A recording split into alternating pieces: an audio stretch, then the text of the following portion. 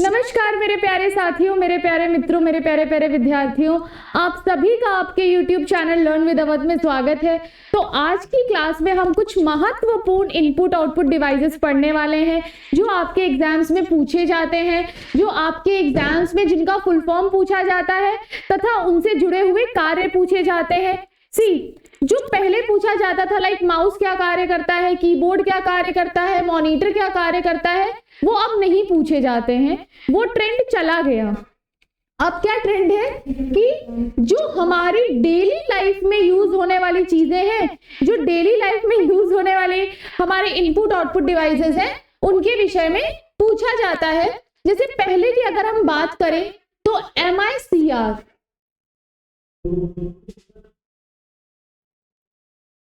जैसे MICR इसका मतलब है मैग्नेटिक इंक कैरेक्टर रिकॉग्निशन। क्या इसका फुल फॉर्म है? मैग्नेटिक इंक कैरेक्टर रिकॉग्निशन इसका फुल फॉर्म है। और इसको कहाँ, इसका यूज कहाँ देखने को मिलता है? तो अगर जिन लोगों ने चेक देखी होगी तो चेक के ऊपर RTGS NEFT लिखा होता है, रियल टाइम ग्रॉस सेटलमेंट, और NEFT national fund transfer, national electronic fund transfer, और नीचे देखा होगा चेक का नंबर, और उसी के साइड में आपका MICR माइकर लिखा होता है, मैग्नेटिक इंक कैरेक्टर रीडर।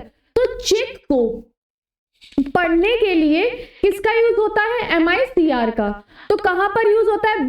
अगर आपसे ऐसे क्वेश्चन बने कि बैंक में चेक्स पर कौन सी चेक को पढ़ने के लिए कौन से इनपुट का यूज होता है, तो आप क्या बोलेंगे?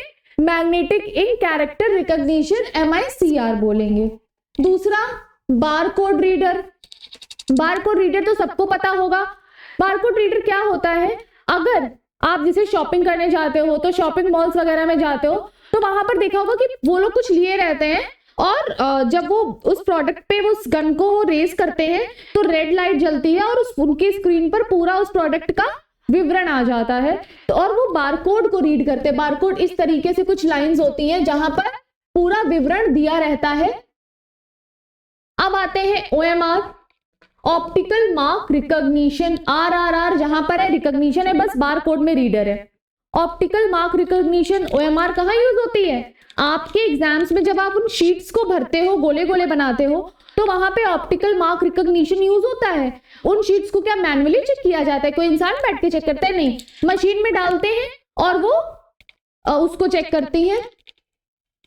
अब आता है OCR, optical character recognition. Optical character recognition क्या होता है? मान लेते हैं आप इस स्लाइड का स्क्रीनशॉट ले लेते हैं, तो ये स्क्रीनशॉट आपकी क्या है? एक पिक्चर है। लेकिन अगर आप चाहते हो कि पिक्चर मैंने ले ली, अब इस पिक्चर में लिखे हुए टेक्स्ट को एडिट करना है आपको, तो आप पिक्चर में टेक्स्ट को तो नहीं एडिट कर पाओगे। पिक्चर को एडिट कर सकते हो बट उसमें लिखे हुए टेक्स्ट को तो नहीं एडिट कर सकते।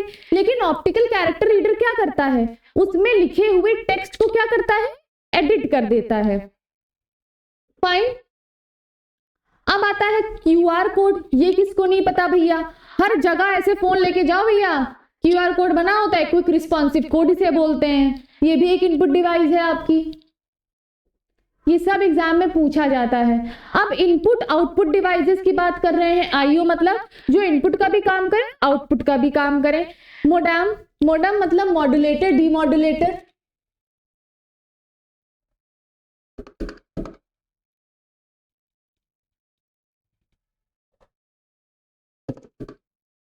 ये क्या होता है?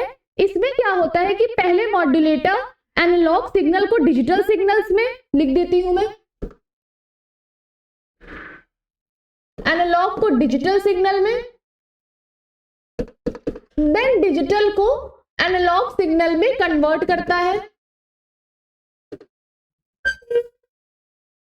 पहले इनपुट फिर आउटपुट डिवाइस के रूप में कार्य करता है। जैसे टच स्क्रीन, मैंने पेन से इनपुट दिया और तुरंत ही आपको क्या मिला? आउटपुट मिला, टच स्क्रीन। जैसे डिजिटल कैमरा, ये भी क्या है आपका? इनपुट आउटपुट डिवाइस दोनों है। अगर आपसे एग्जाम में पूछा जाता है कौन सा इनपुट आउटपुट डिवाइस है और डिजिटल कैमरा उसमें ऑप्शन है, तो आप टिक करके आएंगे। कैसे? आप फोटो खींचते हो, उसमें इनपुट लेते हो, और जब वो फोटो देखते हो तो वो आउटपुट ही तो है, तो डिजिटल कैमरा। अच्छा ये बताइए स्टाइलिस क्या है? स्टाइलिस और जो हमारे वो आते हैं लाइट पेन्स आते हैं या जॉयस्टिक्स, उनमें क्या डिफरेंस है आप कमेंट सेक्शन में बताइए। अब आते हैं प्रिंटर्स की बात करते हैं। तो प्रिंटर्स के आपके प्रकार पूछे जाते हैं और कौन से प्रिंटर्स अभी यूज होते हैं वो पूछे जाते हैं। दो टाइप के होते हैं, impact printer, non impact printer. Printer भी क्या है, ये आउटपुट डिवाइस है। प्रिंटर क्या कार्य करता है कि आपकी जो पीडीएफ या डॉक्यूमेंट्स है वो एक सॉफ्टवेयर सॉफ्ट कॉपी में होती है। अगर आप उसको पेपर में देखना चाहते हो या हार्ड कॉपी में देखना चाहते हो तो प्रिंटर से उसको प्रिंट करते हो। ये दो टाइप के होते हैं, impact, non impact. Impact printer जो पेपर से इंक रिबन से कांटेक्ट में होता है उसको इम्पैक्ट प्रिंटर कहते हैं। नॉन इम्पैक्ट जो पेपर यानी इंक रिबन से कांटेक्ट में नहीं होता उसको नॉन इम्पैक्ट प्रिंटर कहते हैं। इम्पैक्ट प्रिंटर दो प्रकार के होते हैं, character printer, line printer. Line character printer दो प्रकार के होते हैं, Daisy wheel, dot matrix. Line printer drum और चेन। आपको बस इनके टाइप याद रखने हैं क्योंकि आपसे टाइप के ही क्वेश्चन पूछे जाएंगे एग्जाम में कि कौन सा कैरेक्टर प्रिंटर का टाइप है, कौन सा लाइन प्रिंटर का टाइप है, कौन सा इम्पैक्ट प्रिंटर का टाइप है। नॉन इम्पैक्ट प्रिंटर में तीन टाइप के आते हैं, लेजर, इंकजेट और थर्मल। सबसे ज्यादा यूज होने वाला कौन सा है, लेजर प्रिंटर। सबसे ज्यादा यूज होने वाला लेजर प्रिंटर है। आपसे प्रिंटर के बारे में बस इतना ही पूछा जाएगा। अच्छा, एक और चीज के बारे में हम लोग जान लेते हैं, प्लॉटर। ये भी एक आउटपुट डिवाइस है। अब प्लॉटर क्या होता है? अच्छा, अगर हम प्लॉटर की बात करें तो बड़े बड़े जो फ्लेक्स छपते हैं, फ्लेक्स मतलब पोस्टर्स जो बड़े बड़े छपते हैं, होर्डिंग्स में जो लगाए जाते हैं, उनको छापने के लिए क्या प्रिंटर्स का यूज किया जाता है? जी नहीं, उनको छापने के लिए प्रिंटर्स का यूज नहीं किया जाता है। उनको छापने के लिए प्लॉटर्स का यूज किया जाता है क्योंकि उसको एचडी बनाना होता है, काफी चीजें उसमें ऐड करनी होती हैं और काफी वो साइज में बड़े होते हैं, तो उनको प्लॉटर के मदद से उनको छापा जाता है। तो आज हम लोगों ने कौन कौन सी इनपुट आउटपुट डिवाइस पढ़ी जो हमारी डेली लाइफ में यूज होती हैं और जिनसे क्वेश्चंस बनते हैं। माउस, कीबोर्ड, अब इनसे क्वेश्चंस, मॉनिटर, इनसे नहीं बनते हैं, इनसे अब क्वेश्चंस बनाए जाते हैं। चलिए, आपको ये क्लास कैसी लगी हो प्लीज कमेंट सेक्शन में बताइएगा। अगर आपको ये क्लास अच्छी लगी हो तो कमेंट सेक्शन में बताइए, हमारी क्लास को लाइक करिए और हमारे वीडियोस को और लोगों के साथ शेयर करिए और हमारे चैनल को सब्सक्राइब करिए। ऐसी और क्लासेस के साथ मैं आपको नेक्स्ट क्लास में मिलूंगी। तब तक के लिए थैंक यू, धन्यवाद, बाय बाय।